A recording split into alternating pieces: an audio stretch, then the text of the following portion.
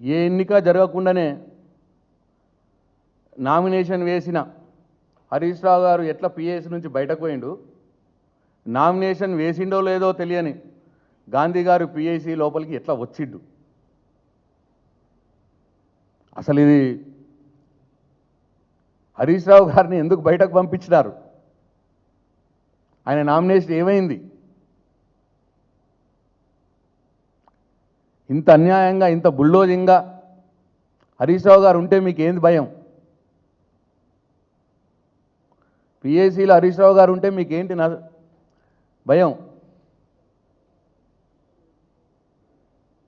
మీ దొంగ పనులని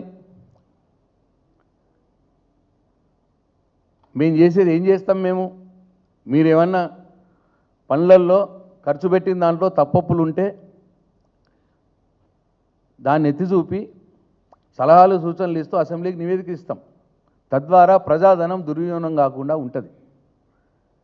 హరీష్ రావు గారు కావచ్చు, నేను కావచ్చు, గంగుల కమలాకర్ కావచ్చు, బీఆర్ఎస్ పార్టీ నుంచి మేము పిఎస్సిలో ఉంటే, ఒకవేళ హరీష్ రావు గారు చైర్మన్గా ఉంటే ఏం చేస్తాం, ప్రజాధనాన్ని దుర్వినియోగం పరచకుండా కాపాడతాం. మేము చేసేది అదే.